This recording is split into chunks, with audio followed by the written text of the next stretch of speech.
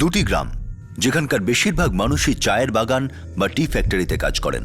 মনে করা হচ্ছিল যে ওই গ্রামের 4 জন মেয়েকে কয়েকজন ট্রাফিকার ভুলিয়ে ভালিয়ে শহরে চাকচিক্য দেখিয়ে নিজেদের সঙ্গে নিয়ে গেছে। স্বাভাবিকভাবেই এই মেয়েদের মা বাবা বা এদের পরিবার কষ্টের মধ্যে ছিল। আজ আমরা আপনাদের দেখাচ্ছি সমাজের ঘৃণ্যতম ব্যাধি মানুষ পাচারের ঘটনার দ্বিতীয় ভাগ। ক্রাইম পেট্রোলে আপনাদের স্বাগত। 2010 সাল। কবিরপুর গ্রামের প্রকাশ ডেকা, অপরাজিতা ডেকা, তাদের মেয়ে অনুশ্রী ডেকা, হরিদেব কালেতা, মৌসুমী কালেতা আর তাদের মেয়ে অঞ্জলি কালেতা, একজন শ্রমিক নকুল গোহেন আর তার মেয়ে রমিতা গোহেন, দেওতা মেধি, অরুণীতি মেধি আর তাদের মেয়ে গুঞ্জন মেধি, আর এদের পাশাপাশি সাবেরা গ্রামের কমলেশ বর্মন, রঞ্জিতা বর্মন আর তাদের মেয়ে পৃথি বর্মন। এরা সবাই কষ্টে সৃষ্টে তাদের দিন চালাচ্ছিল, নিজেদের সামান্য উপার্জন দিয়ে পরিবারের পেট চালাচ্ছিল। এই গ্রামবাসীদের সবসময় 3 জন মানুষের উদ্দেশ্য নিয়ে সন্দেহ ছিল: সুমেন, গৌরব প্রধান আর দিব্যা মিশ্র। এই 3 জনই সবসময় গ্রামের মানুষদের শহরের উন্নত জীবনের স্বপ্ন দেখাত। সবারই ভয় ছিল যে এরা লোভনীয় স্বপ্ন দেখিয়ে মানুষকে ফাঁসাচ্ছে। সৌমেন হরিদেবকে শহরে নিয়ে যাওয়ার জন্য অনেক লোভ দেখিয়েছিল, কিন্তু সফল হয়নি। দিব্যাও নকুল আর আরো অনেককে শহরে নিয়ে যাওয়ার স্বপ্ন দেখায়। প্রকাশের মেয়ে অনুশ্রী আর দেওতা মেধির মেয়ে গুঞ্জন একসঙ্গে কম্পিউটার শিখত। গৌরব অনুশ্রীকে শহরের ব্যাপারে যা কিছু বলতো সেগুলো ওকে খুবই আকর্ষিত করত। 2010 সেপ্টেম্বরে যেটার ভয় ছিল সেটাই ঘটে যায়। হরিদেব কালেতার মেয়ে অঞ্জলি গায়েব হয়ে যায়। গ্রামে কেউ ওকে অনেকবার সৌমেনের সঙ্গে কথা বলতে দেখেছিল, আর যেদিন ও গায়েব হয় সেদিন সৌমেনও উধাও হয়ে যায়। সবার সৌমেনের উপর সন্দেহ হয়। প্রকাশ, নকুল, দেওতা, অঞ্জলির বাবা হরিদেব সবাই অঞ্জলিকে অনেক খোঁজ করে, কিন্তু কোথাও পায় না। অঞ্জলির মা মৌসুমী খুবই কষ্ট পাচ্ছিল। তখনই দিব্যা, যাকে ট্রাফিকার হিসাবে সন্দেহ করা হচ্ছিল, সে গ্রামে ফেরে। সে জানায় যে অঞ্জলির ব্যাপারে সে কিছুই জানে না, কিন্তু কথা দেয় যে সৌমেন যদি ওকে কোথাও নিয়ে গিয়ে থাকে তাহলে অঞ্জলিকে বাঁচাতে সে সবাইকে সাহায্য করবে। দিব্যা জানায় যে ও এখন দিল্লি থেকে আসছে আর সৌমেন সেখানেই কোনো প্লেসমেন্ট এজেন্সিতে কাজ করে। প্রকাশ সতর্ক করা সত্ত্বেও হরিদেব নিজের মেয়েকে খোঁজার জন্য একাই দিল্লির উদ্দেশ্যে রওনা হয়। দিল্লির অনেক প্লেসমেন্ট এজেন্সিতে যাওয়ার পরেও হরিদেব মেয়ের খোঁজ পায় না, আর তার টাকাও শেষ হয়ে যায়, তাই তাকে বাড়ি ফিরতে হয়। অঞ্জলির হারিয়ে যাওয়ার 7 মাসের মধ্যেই আরও একটা দুঃখজনক ঘটনা কবিরপুর গ্রামকে নাড়িয়ে দেয়। এবার নকুল গোহেনের মেয়ে রমিতাও উধাও হয়ে যায়। ওকে শেষবার দিব্যার সঙ্গে কথা বলতে দেখা গিয়েছিল, আর তারপর দিব্যাকেও আর গ্রামে দেখা যাচ্ছে না। কিন্তু ও 1 সপ্তাহ পরেই গ্রামে ফেরত চলে আসে। গ্রামবাসীরা ওকে জিজ্ঞাসাবাদ করে, কিন্তু দিব্যা তাদের জানায় যে বেআইনি কাজকর্ম করে না। সৌমেন আর গৌরবের মতো লোকেদের জন্য তারও বদনাম হচ্ছে। সে কথা দেয় যে রমিতার খোঁজ সে করবে। গ্রামবাসীরা বুঝতে পারে না যে ওকে বিশ্বাস করবে কি করবে না। তার 4 মাস পর প্রকাশ ডেকার মেয়ে অনুশ্রীও গায়েব হয়ে যায়। সেই দিন প্রকাশের কিনে দেওয়া নতুন পোশাক পরেছিল সে, আর বলেছিল সে তার বন্ধু গুঞ্জনের বাড়িতে পড়াশোনা করতে যাচ্ছে, কিন্তু সেটা মিথ্যে ছিল, কারণ গুঞ্জন জানায় যে গুঞ্জনের সঙ্গে অনুশ্রীর এরকম কোনো কথা হয়নি। প্রকাশ আর অপরাজিতাও ভেঙে পড়ে। তারা বুঝতে পারে যে অনুশ্রীকেও বোকা বানিয়ে ফুসলিয়ে তাকেও সেই জালে ফাঁসানো হয়েছে। পুলিশ বলে যে তারা কোনো সাহায্য করতে পারবে না, কারণ মনে হচ্ছিল যে সে নিজের ইচ্ছাতেই গিয়েছে, আর সবসময় এইভাবে কাউকে খুঁজতে অসুবিধা হয়। এবার গ্রামে 3 জন মেয়ে নিখোঁজ ছিল। 1 মাস পর পাশের সাবেরা গ্রাম থেকে কমলেশ বর্মনের সামনে থেকে কেউ তার মেয়ে পৃথিকে গাড়িতে বসিয়ে নিয়ে চলে যায়। কমলেশ গাড়ির পিছনে দৌড়তে থাকে, চেঁচাতে থাকে, কিন্তু পৃথি ওই অপরিচিত মানুষদের সঙ্গেই চলে যায়। 4টি মেয়ে অঞ্জলি, রমিতা, অনুশ্রী আর পৃথি মিথ্যে স্বপ্ন আর একটা উন্নত জীবনের আশায় হারিয়ে গেল। এই মেয়েগুলো কোথায় আছে? 2013 নভেম্বরে অঞ্জলির বাবা হরিদেব তার মেয়ে এবং বাকিদের খোঁজার জন্য দিল্লির উদ্দেশ্যে রওনা দেয়। একদিন সে দিল্লি থেকে প্রকাশকে ফোন করে জানায় যে সৌমেনের খবর পাওয়া গেছে, কিন্তু সেই দিন রাতেই হরিদেবের দরজায় করাঘাত হয়। এবার তারপর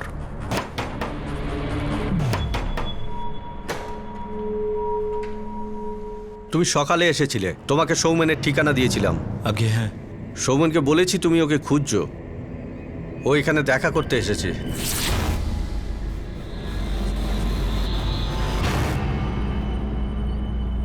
সৌমেন কোথায়? আমার মেয়ে কোথায়? বাকি মেয়েরা কি হলো বল?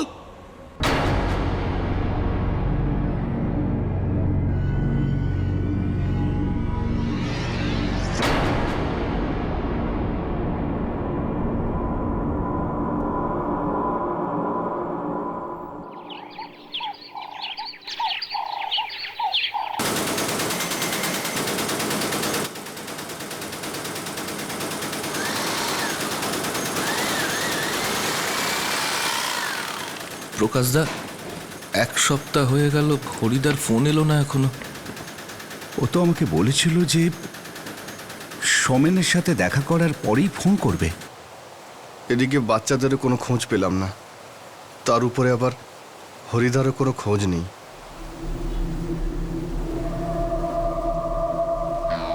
শুধু ভগবানের কাছে এইটুকু প্রার্থনা যে ও যেন ঠিকঠাক করে ঘরে ফিরে আসে।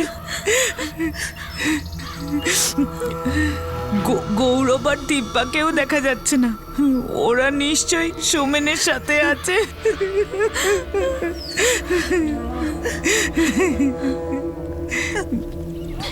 শুধু আমাদের গ্রামেই নয়, এমনকি পাশের গ্রামেও নয়, আশপাশের 3-4টে গ্রামের মেয়েদেরও পাওয়া যাচ্ছে না।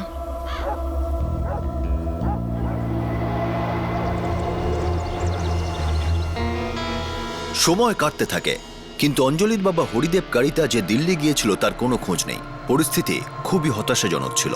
নিজের সন্তানের হারিয়ে যাওয়া কোনো মা বাবার পক্ষেই ভুলে যাওয়া কখনোই সম্ভব নয়। তারা যে কোনো মূল্যে তাদের খুঁজে পেতে চান, কিন্তু এখানে তো কোনো রাস্তা দেখা যাচ্ছিল না। আশার সব আলো নিভে যাচ্ছিল, ভরসার সব অলিগলি বন্ধ হয়ে যাচ্ছিল।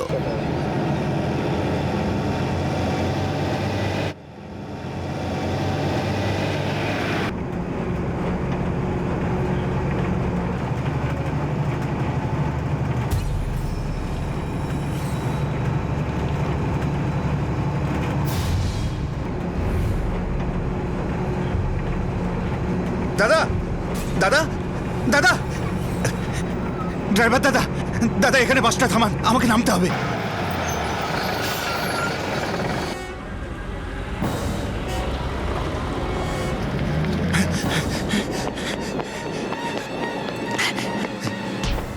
শয়তান, বল বল বল বল, আমার মেয়ে কোথায় আছে? নাহলে মেয়েই ফেলবো তোকে। আরে আরে দাদা, কি করছেন কি করছেন? কেউ সামনে আসবে না, মাথা ফাটিয়ে দেবো। অনেকদিন পরে একে পেয়েছি। এই বল, মেয়ে কোথায় বল? বলছি সত্যি কথা বল, নাহলে গলা টিপে দেবো তোর। বলছি বল বল, বলছি। হরি তোর সাথে দেখা করতে গিয়েছিল, বল ও কোথায় আছে? ছাড়ো আমাকে। বল বল বল। আমি জানি না বাকিরা কোথায়, শুধু এটা জানি অনু কোথায় আছে। বল অনু কোথায়? আমি ওকে নিয়ে যাইনি, গৌরব নিয়ে গেছিল ওকে। কোথায় নিয়ে গেছিস ওকে? এখন কোথায় আছে? দিল্লিতে নিরালা প্লেসমেন্ট সার্ভিস, ওখানে দেখেছিলাম।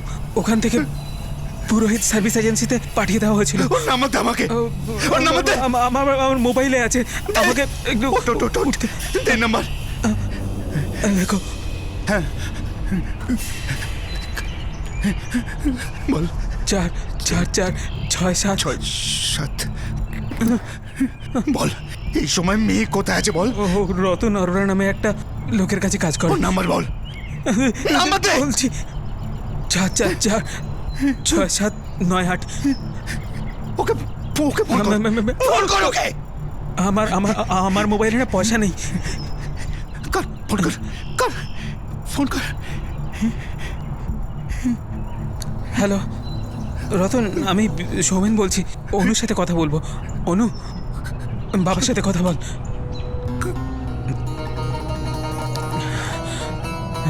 হ্যালো অনুমা, অনুমা। দাদা পালিয়ে গেল, পালিয়ে গেল, পালিয়ে গেল।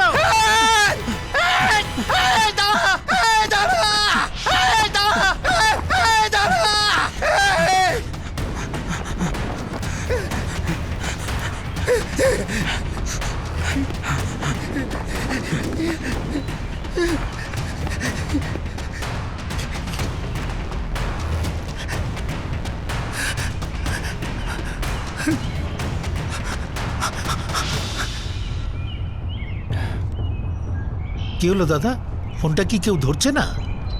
বলছে যে নাম্বারটা বন্ধ আছে। আচ্ছা, সৌমেন কি করেছে? আপনাকে তো এখানকার মনে হচ্ছে না।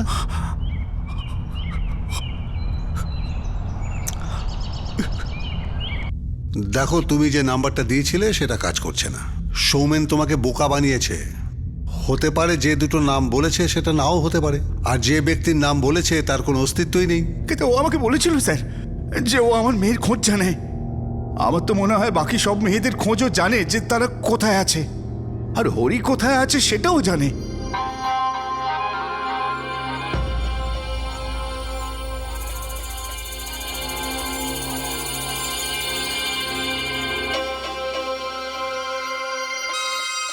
দেখো, আমার তা মনে হয় না। তবে তুমি যখন বলছো আমি নয়নপুর পুলিশ স্টেশনে সৌমিনের খোঁজ করতে বলবো, ঠিক আছে? পুলিশ আমাদের কোনো সাহায্যই করবে না। নয়নপুরেও অনেক মেয়ে নিখোঁজ। ওই সৌমেন নিশ্চয়ই ওখানে আরো বাচ্চাদের তুলতে গেছে। আমার মনে হচ্ছে আমাদের সবার মিলে ওকে খোঁজা উচিত, আর পাশের গ্রামের লোকেদেরও সাহায্য নেওয়া উচিত। আর আমার গ্রামের লোকেরা নিশ্চয়ই আমাদেরকে সাহায্য করবে। আর হ্যাঁ, একবার আমাদের নয়নপুরের লোকেদের সঙ্গে কথা বলতে হবে। কি বলো? হ্যাঁ, সেটাই ভালো হবে। এসো, চলো চলো চলো চলো।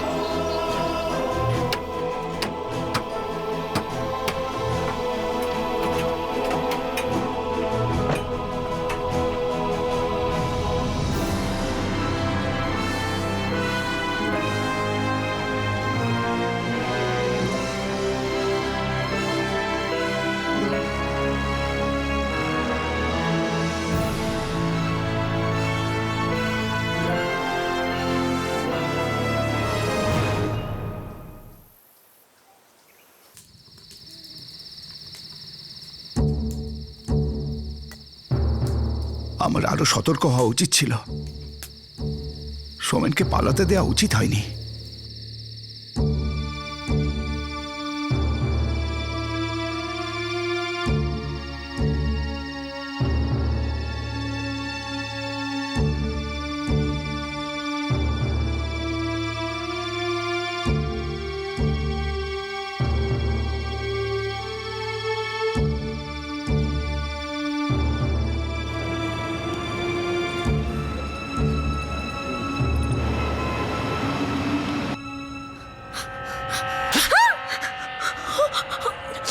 আমি বলেছিলাম না নিজের মুখটা খুলবি না।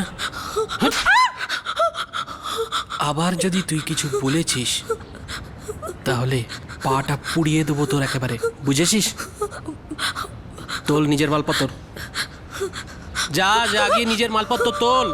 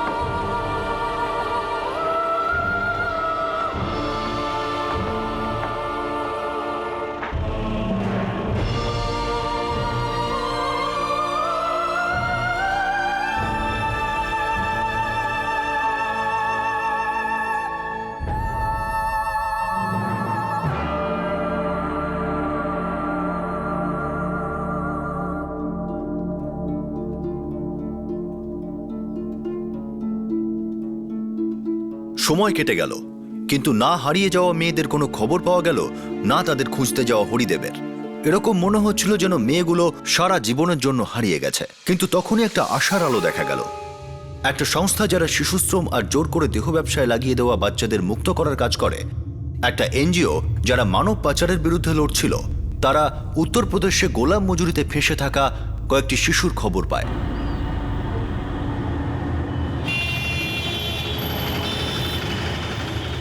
হ্যাঁ, ওই 6 থেকে 7টা বাচ্চা হবে। প্রিয়া, তুমি চেক করেছিলে তো যে ওদের সঙ্গে ওদের ফ্যামিলি নেই? হ্যাঁ বিষ্ণু, আমি চেক করেছি। বাচ্চাগুলোর বাবা মা ওদের সাথে থাকে না। ওই ঠিকাদারটা ওদেরকে একটা ছোট্ট ঘরের মধ্যে রেখে দিয়েছে। আমি ওই কনস্ট্রাকশন সাইটটায় গেছিলাম ফ্ল্যাট কেনার বাহানায়। ওখানে কিছু বাচ্চার সাথে কথা হলো আমার। বাচ্চাগুলো তো এটাও জানে না যে এখন ওরা কোথায় রয়েছে। ঠিক আছে প্রিয়া, তুমি একটা কাজ করো, আজকে ওখানেই থেকে যাও। আমরা এই দিল্লিতে একটা টিম তৈরি করছি আর আজ রাতেই ওখানের জন্য বেরিয়ে যাব। হ্যাঁ ওকে ঠিক আছে।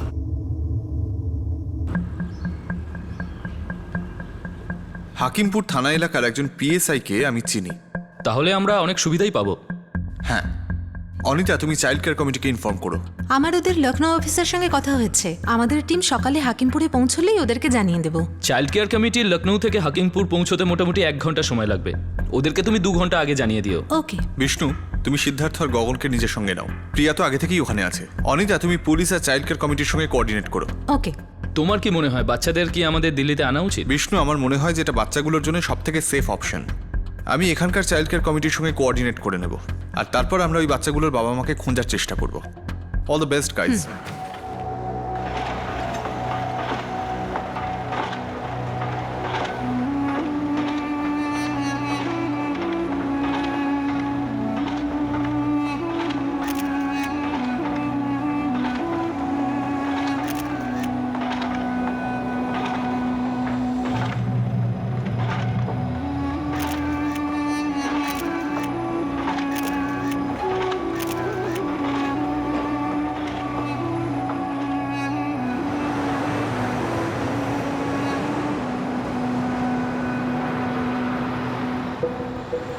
আমরা সকাল 7:30টার মধ্যে হাকিমপুর পৌঁছে যাব, আর রেডের টাইম প্রিয়া কোঅর্ডিনেট করে নেবে। ওখানে কাজটা 8:30টার সময় শুরু হয়, আমি ওখানে 8টার সময় পৌঁছে যাব।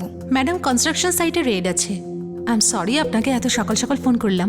অ্যাকচুয়ালি রেডের সময় সকাল 9টায় ফিক্স হয়েছে, তো আমার মনে হলো আপনাকে তাড়াতাড়ি জানিয়ে দিই যাতে আপনি তৈরি হওয়ার সময় পান। এটুকু তো বলুন যে রেডটা আমরা কোথায় প্ল্যান করছি। স্যার, বিষ্ণু আপনাকে ফোন করে রেডের জায়গাটা বলে দেবে, তবে সেটা আমাদের 9টার সময় করতে হবে। Please be ready sir. তাহলে এখন আপনি আমার থেকেও লুকোচ্ছেন? স্যার, এটা 6-7টা বাচ্চার সেফটির প্রশ্ন, একটু তো সাবধান হতেই হবে। তবে আপনাদের সাহায্য আমাদের খুব দরকার। স্যার প্লিজ বোঝার চেষ্টা করুন।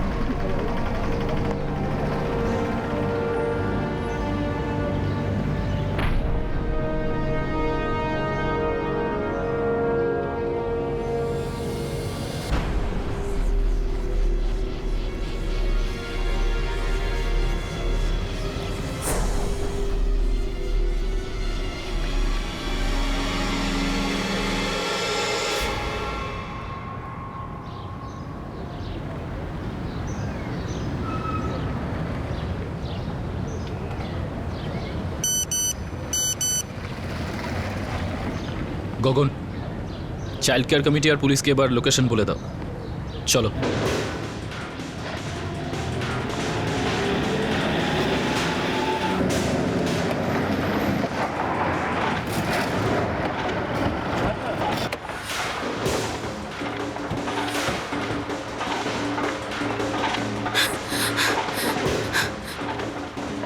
কি হয়েছে স্যার? কি ব্যাপার? এখানে বাচ্চাদেরকে দিয়ে কনস্ট্রাকশনে কাজ করানো হচ্ছে।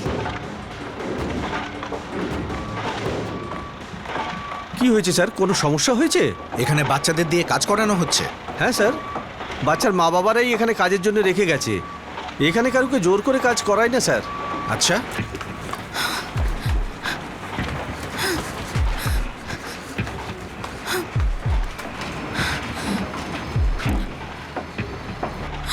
ওই দেখো ওখানে রয়েছে। হ্যাঁ, চলো সবাইকে এক জায়গায় করো। চলো বাবু, ছাড়ো এসো। কাউকে এটা করতে হবে না। চলো, ও চলে এসো, এসো। ছাড়ো বাবু, রাখো রাখো। চলো চলো রাখো। চলো ওখান থেকে। চলো চলো ওঠো, সবাই, চলো, এসো। চলো। চলো চলো চলো চলো, চলো। হ্যাঁ চলো এখান থেকে। চলো চলো চলো চলো, এসো। Let's go. চলো, চলো চলো। তাড়াতাড়ি। চলো চলো।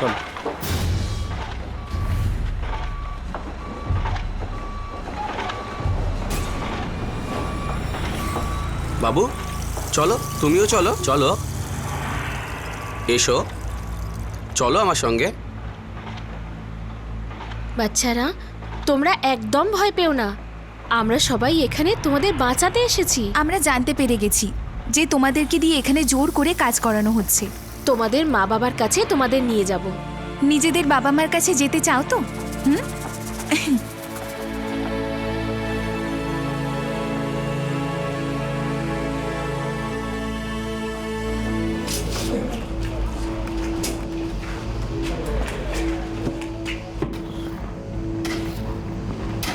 আমি যদি ব্যাপারটা একটু আঁচ করতে পারতাম তাহলে এখানে কাউকেই কাজে রাখতাম না, বিশ্বাস করুন স্যার। সেটা তো আমরা তখনই বুঝতে পারবো যখন কমলেশের কাছে নিয়ে যাবে। মালিক, কমল তো এখান থেকে পালিয়ে গেছে।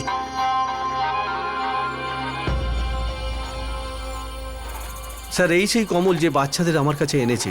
ওই বলেছে বাচ্চার মা বাবারা খুব গরিব, তাই ওদের সাহায্য করতে চাইছে। এতে নতুন কিছু নেই যে কোনো ট্রাফিকার এরকম গল্প বলবে। যাই হোক, আপনারা কমলকে তাড়াতাড়ি খুঁজুন, নইলে ও অন্য কোনো জায়গায় গিয়ে অন্য বাচ্চাদেরও জীবনটা শেষ করে দেবে। আমি এই বাচ্চাগুলোর সঙ্গে কথা বলার পর চাইল্ড কেয়ার কমিটির পারমিশন নিয়ে এদেরকে আমি দিল্লি নিয়ে যাব। চলো বাচ্চারা, চলো, যাও যাও, বসো, চলো চলো, ওঠো।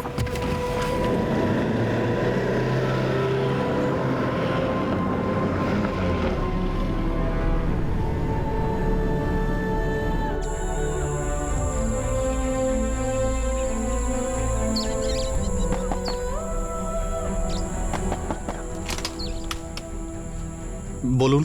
কমলেশ বর্মা? হ্যাঁ আমি। প্রীতি কি আপনারই মেয়ে? হ্যাঁ। কোথায় ও? প্রীতি যে আপনার মেয়ে তার কোনো প্রমাণ আছে আপনার কাছে? কোনো সার্টিফিকেট, ছবি বা অন্য কিছু? হ্যাঁ, ও আমারই মেয়ে।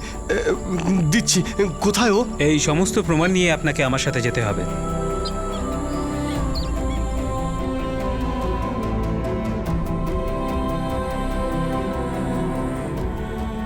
আমি কখনো ভাবিনি যে আমার সাথে এমন হবে। ওরা তো বলেছিল শহরে গেলে আমার জীবন আরো সুন্দর হবে, আমি অনেক টাকা পাবো আর মা বাবাকে সাহায্য করতে পারবো। বাবু, ওরা সব সময় ওরম করে। প্রথমে তোমাদের মতো বাচ্চাদের ফাঁসায়, তারপরে শহরে নিয়ে গিয়ে কাজ করায়। আচ্ছা আমাকে বলো, তোমায় এখানে কে আনলো? তারা কি তোমার গ্রামের লোক? না, ওরা আমার গ্রামের লোক ছিল না।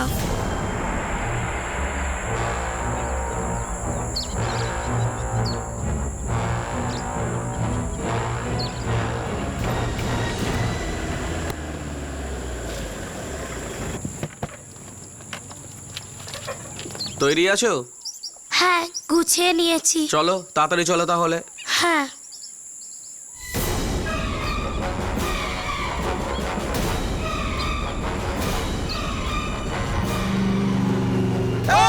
আরে আমার মেয়েকে নিয়ে কোথায় যাচ্ছিস?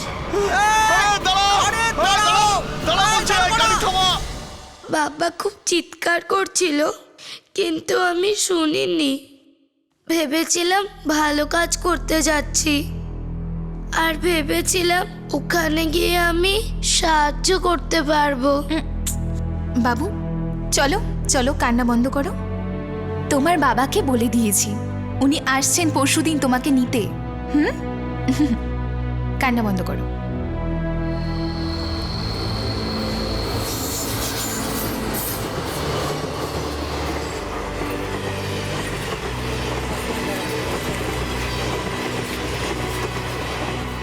যারা ফুঁসলিয়ে নিয়ে গিয়েছিল পৃথি তাদের চিনত না, তারা ওর গ্রামে ছিল না। দিব্যা, সোমেন আর গৌরবের মতো ট্রাফিকাররা যখন লোকেদের নজরে পড়ে যায় তখন তারা অন্যভাবে কাজ করে। তারা সরল শিশু, মহিলা, পুরুষ সবাইকে বোকা বানানোর জন্য নতুন লোকেদের কাজে লাগায়, যারা নতুন লোকেদের রঙিন স্বপ্ন দেখায় আর তারপর শহরে নিয়ে গিয়ে তাদের কাজে লাগিয়ে দেয়। শহরে এদের রোজগারের টাকা ট্রাফিকাররা নিজেরাই হজম করে নেয়, আর এরা শহরের এক কোণে কোনোভাবে জীবন কাটাতে বাধ্য হয়ে পড়ে। নিখোঁজ মেয়েদের মধ্যে একজনকে পাওয়া গিয়েছিল, তাকে খুঁজে পাওয়া কি অন্যদের খুঁজে পেতে আদৌ কোনো সাহায্য করবে? আপনারা আমার মেয়েকে উদ্ধার করেছেন, অনেক অনেক ধন্যবাদ সাহেব। নয়তো আমরা এটা ভেবে ভেবেই পাগল হয়ে গিয়েছিলাম যে ও চলে কেন গিয়েছিল। এতে ওর কোনো দোষ নেই, এরা এভাবেই সরল বাচ্চাগুলোকে ফাঁসায়। পাশের গ্রামের অনেক মেয়ে এখনো নিখোঁজ রয়েছে, ওদেরকে হয়তো এইভাবেই ফাঁসানো হয়েছে। ওরাও খুব কষ্টে রয়েছে সাহেব। গ্রামের একজন লোক হরিদেব, ওনার মেয়েকেও খুঁজে পাওয়া যাচ্ছে না। আরও গত মাসে দিল্লিও এসেছিল নিজের মেয়েকে খুঁজতে। এখন তো ওরই কোনো খোঁজ নেই সাহেব। এটা কোন গ্রাম? আমার পাশেরই গ্রাম, কবিরপুর। ওদেরকেও একটু সাহায্য করুন সাহেব। ঠিক আছে। আচ্ছা, ওকে নিয়ে যাওয়ার জন্য কিছু ফর্মালিটি বাকি আছে, ওগুলো করে নিতে হবে। ও বলল যে অনেকগুলো মেয়ে। তোমার কি মনে হয়? হতে পারে এই মেয়েগুলোকে আমরা রেগুলার রেস্কিউ অপারেশনের মধ্যে দিয়ে পেয়ে যাব, অথবা মেয়েগুলোকে খোঁজার জন্য আর একটা নতুন রেস্কিউ অপারেশন স্টার্ট করতে হবে। তার জন্য আমাদের কবিরপুর যেতে হবে, একটা নতুন টিম তৈরি করতে হবে, ওখানকার সমস্ত ডিটেলস জানতে হবে, তারপরেই ওই মেয়েগুলোর খোঁজ শুরু করা যাবে। তাহলে ঠিক আছে, আমরা এইরকমই করি।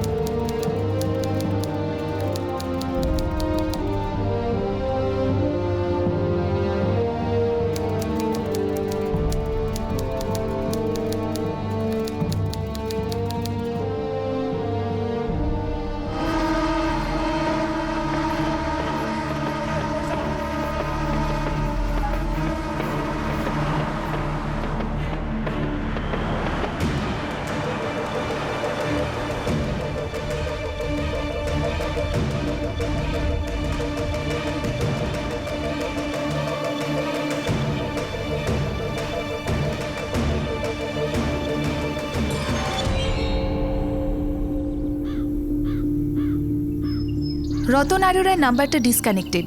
বল, এই সময় মেয়ে কোথায় আছে বল। ও রতন অরোরা নামে একটা লোকের কাছে কাজ করে। নিরালা আর পুরোহিত প্লেসমেন্ট সার্ভিসের নাম্বারটাও ডিসকানেক্টেড।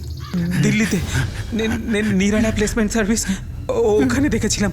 ওখান থেকে পুরোহিত সার্ভিস এজেন্সিতে পাঠিয়ে দেওয়া হয়েছিল। ও আমার বোকামির কারণে পালিয়ে গেছে।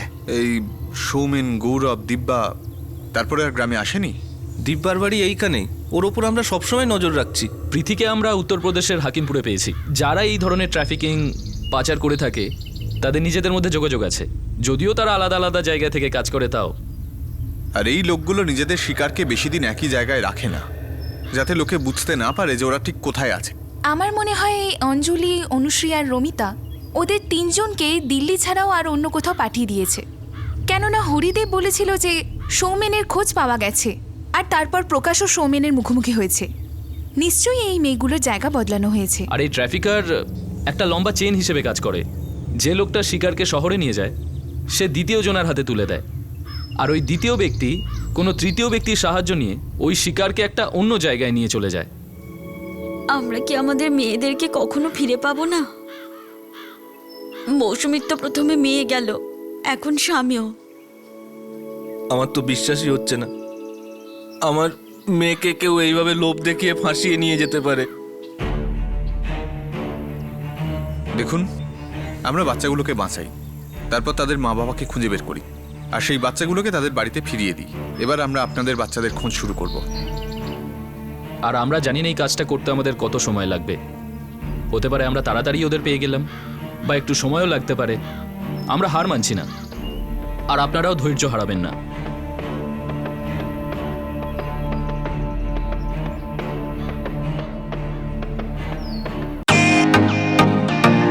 Welcome to beaten world. How may I assist you? নতুন ফ্ল্যাটের জন্য একটা স্ট্যান্ড ফ্যান আর কুলার নেব। এই পচা গরম থেকে একটু স্বস্তি চাই। বাজার চলতে সব ব্র্যান্ড আর ভরসাযোগ্য নয়। তার জন্য তো আমাদের ফ্যান আছে, all purpose bullet table fan, ceiling fan. আমাদের সিলিং ফ্যান কিন্তু 30 মাসের ওয়ারেন্টি সহ পাওয়া যায়। আছে ফারাটা 2 বছরের ওয়ারেন্টি, 17 থেকে 20 মিটার এয়ার ফ্লো। মধ্যবিত্তের সাধ্যের মধ্যে একমাত্র ভরসাযোগ্য ব্র্যান্ড বিটেন। আমাদের কুলারের কিন্তু অনেক range, 45 litres, 50 litres, 70 litres, 90 litres, 110 litres. Honeycomb সহযোগে বিটেনের সব কুলারের ওয়ারেন্টি 1 বছর। চেনা হাওয়ায় অচেনা অনুভূতির জন্য একমাত্র আদর্শ বিটেন। গরমে স্বস্তি পেতে বিটেনের ফ্যান হোক বা কুলার, আজই আনুন বাড়িতে। বিটেন, ডিজিটালি ইয়োর্স।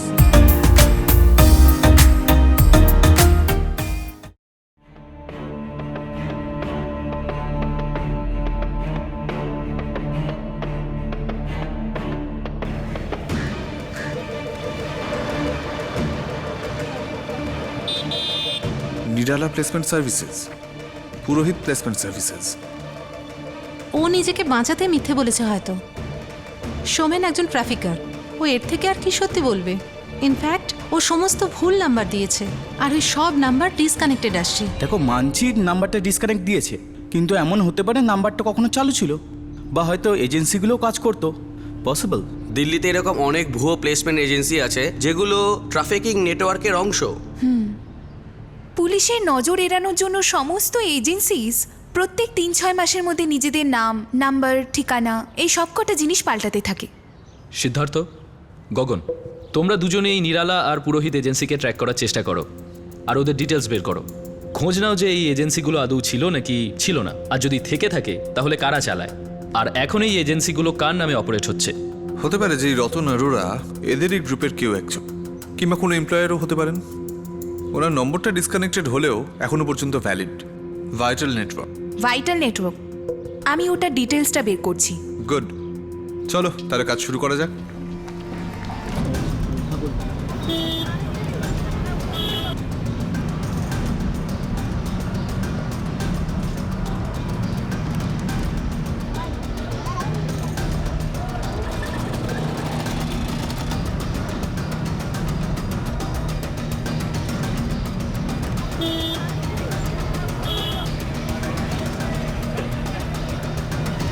একটার নাম নিরালা আর একটার নাম হলো পুরোহিত।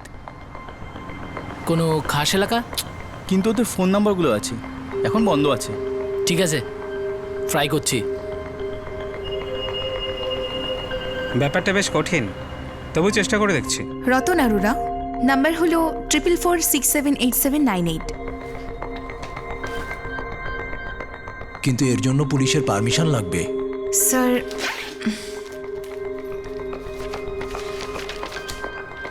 আমরা অনেক দিন ধরেই অ্যান্টি ট্রাফিকিং অপারেশনস করছি।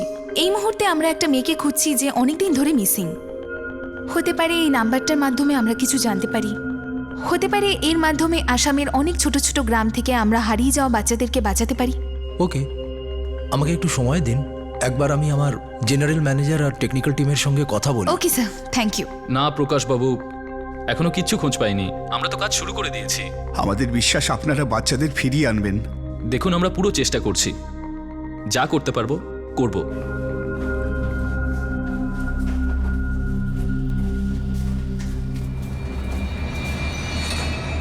হ্যাঁ, আমি সৌমেনকে চিনি, এখনো এখানে থাকে না। দিব্যার গৌরবে কোনো খবর জানো?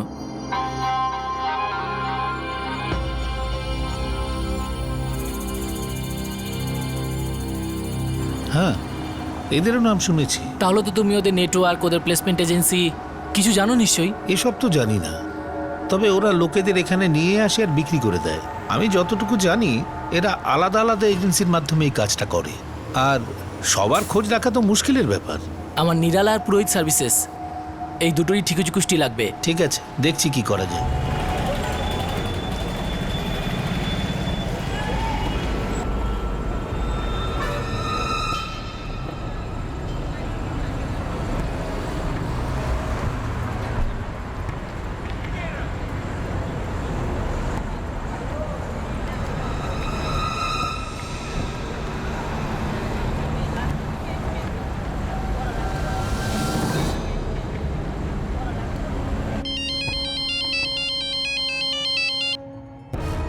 হ্যাঁ কপিল, বল।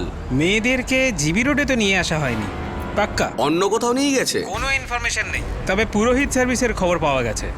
এর আগে জগৎগঞ্জ এলাকার কোথাও একটা ছিল এটা।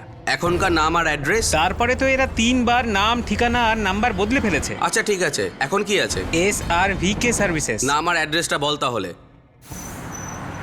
স্যার, এই নিরাল প্লেসমেন্ট সার্ভিসেস এখন MG প্লেসমেন্ট সার্ভিসেস হয়ে গেছে, আর এটা হাসানপুরি এলাকায়। Very good. পুরোহিত সার্ভিসেসের সম্পর্কে আমরা আগেই জেনে গেছি।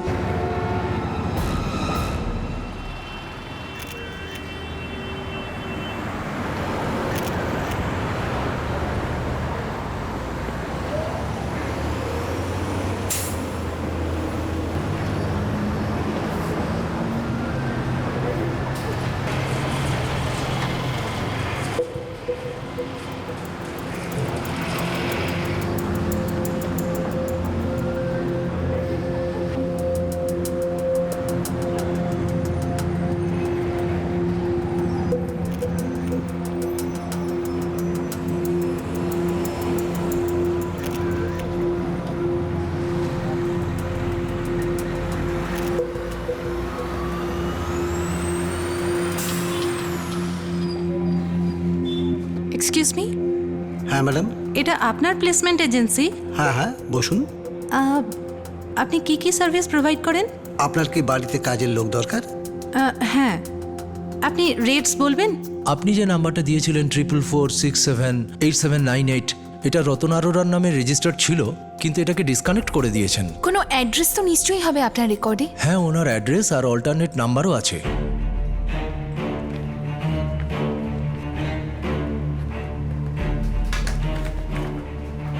Thank you sir, thank you so much.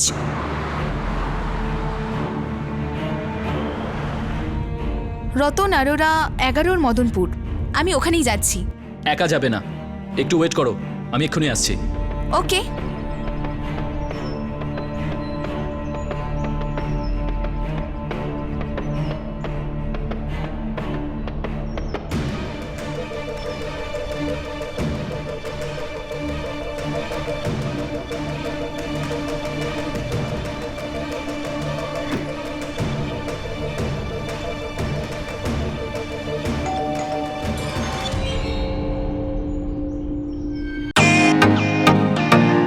Welcome to beaten world, how may I assist you?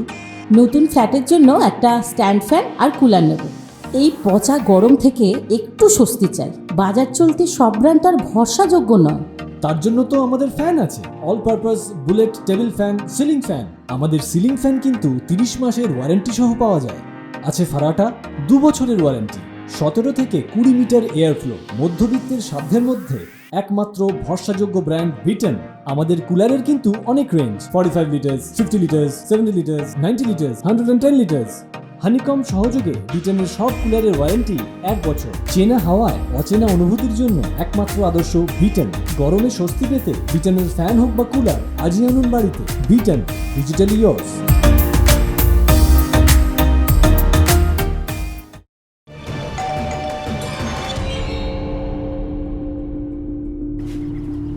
বলুন। আমরা রতন আরোরার সঙ্গে দেখা করতে চাই। রতন আরোরা? ও আগে পরিবারের সঙ্গে এখানেই থাকতো, 1 বছর হয়েছে এখান থেকে চলে গেছে। আপনি কি জানেন যে উনি কোথায় গেছেন? না, সেটা বলতে পারবো না। যদি আমরা ল্যান্ডলর্ডের কাছে যাই তাহলে তো সন্দেহ করতে পারে। আমার কাছে একটা অল্টারনেট নাম্বার আছে। কি নাম্বার? 4446754432। ট্রাই করো এটা।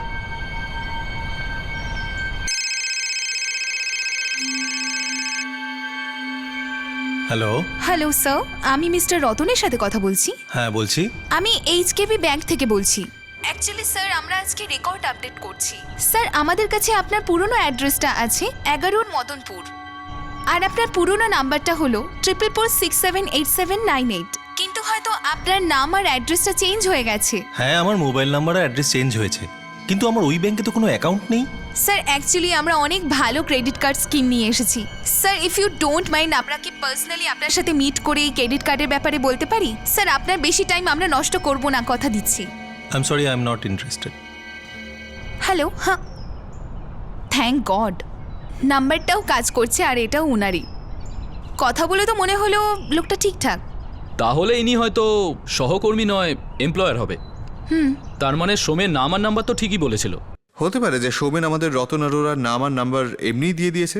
হয়তো ও ওই প্লেসমেন্ট এজেন্সিতে অন্য কোনো কাজে গিয়েছিল। আর সৌমেন প্রকাশবাবুকে যে নিরালা প্লেসমেন্ট সার্ভিসেস আর পুরোহিত প্লেসমেন্ট সার্ভিসেসের কথা বলেছিল, তার খোঁজও পাওয়া গেছে। এখন সেটা এসআরভিকে প্লেসমেন্ট সার্ভিসেস আর এমজি সার্ভিসেসের নামে চলছে। এসআরভিকে প্লেসমেন্ট এজেন্সির জীবন কুমার আর এমজি প্লেসমেন্ট সার্ভিসকে ধীরজ কুমার চালায়। এদের নেটওয়ার্ক আছে আর ট্রাফিকারদের সঙ্গে লিঙ্কও আছে। আজ 6ই মে, একটা রেড প্ল্যান করতে হবে।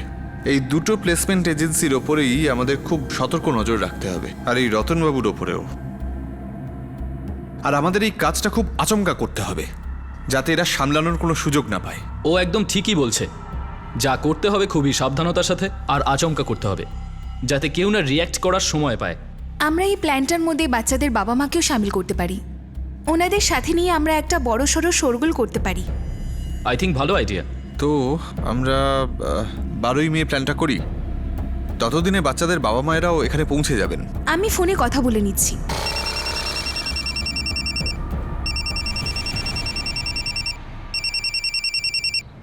হ্যালো, প্রকাশবাবু, আমি প্রিয়া বলছি।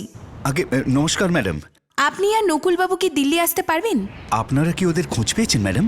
না, এখন অবধি তো না, কিন্তু আমরা কিছু ক্লু পেয়েছি। আসলে আমরা একটা অপারেশন করতে চাই, মানে আমরা চাইছি যে আপনারা সবাই এখানে আসুন আর আমরা একসাথে বাচ্চাদের বাঁচাই। ঠিক আছে ম্যাডাম, তাহলে কালই আমরা এখান থেকে রওনা হব। প্রকাশবাবু, যে করে হোক আপনাকে 11ই মের মধ্যে দিল্লিতে আসতেই হবে। আপনি যদি পরশু দিন 8 তারিখে গুয়াহাটি থেকে ট্রেন ধরেন তো আপনি ঠিক সময় দিল্লি পৌঁছে যাবেন। ঠিক আছে ম্যাডাম, আমরা পরশু এখান থেকে রওনা দেব। আপনি যখনই দিল্লি পৌঁছবেন অবশ্যই একটা ফোন করবেন। হ্যাঁ।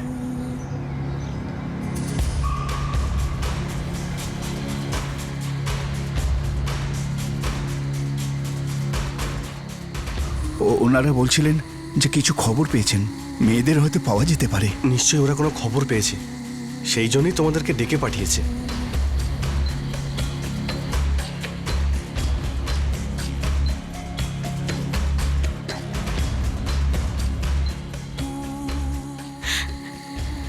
ওর ব্যাপারে কিছু বলেছে?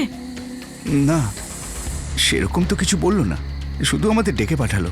এনাকে আর নকুলদাকে দুজনকেই ডেকেছে, এর মানে নিশ্চয়ই কোনো খবর আছে।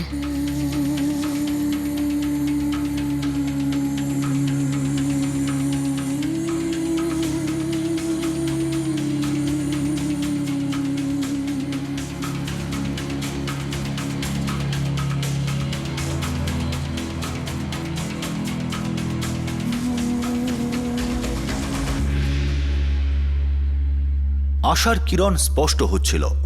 এনজিওর কাছে লিড ছিল, সূত্র ছিল, আর নিখুঁত প্ল্যানিং এর মাধ্যমে এরা এইসব সূত্রকে কাজে লাগিয়ে বাচ্চাদের খোঁজার চেষ্টা করছিল। সেই জন্য তাদের মা বাবাকে দিল্লিতে ডাকা হয়। খুবই সম্ভাবনা আছে যে এই মেয়েগুলিকে প্লেসমেন্ট এজেন্সির মাধ্যমে পাচার করা হয়েছে, কিন্তু বেশিরভাগ সময় পাচারের জন্য অনেক রাস্তা ব্যবহার করা হয়, আর এগুলো সবই একটা জায়গাতে এসে শেষ হয়ে যায় না। ট্রাফিকার সোমেন যেই রতন অরোরা সম্পর্কে বলেছিল, এনজিও অনুসন্ধান করে সেখানে পৌঁছে যায়, কিন্তু রতন অরোরার এই পাচারের সঙ্গে কি যোগাযোগ ছিল? এটা কি সঠিক লিড ছিল, নাকি সোমেনই তাদের পথভ্রষ্ট করছিল? এনজিওর মাধ্যমে শিশু শ্রমিকদের ছাড়ানোর এই প্রচেষ্টায় একটি হারিয়ে যাওয়া মেয়ে পৃথ্বী বর্মনের খোঁজ পাওয়া যায়, আর তার মাধ্যমেই বাকি নিরুদ্দেশ হওয়া মেয়েদেরও বাঁচানোর রাস্তার সামনে দেখা যাচ্ছিল। অঞ্জলি কালেতা, রমিতা গোহেন আর অনুশ্রী ডেকাকে কি বাঁচানো যাবে? এই প্রচেষ্টা তৃতীয় তথা শেষ ভাগ আমরা আপনাদের দেখাবো আগামী পর্বে। আপনাদের সাথে আবার দেখা হবে ক্রাইম পেট্রোল দাস্তাকে। ততক্ষণ নিজের খেয়াল রাখবেন, সুরক্ষিত থাকবেন। জয় হিন্দ।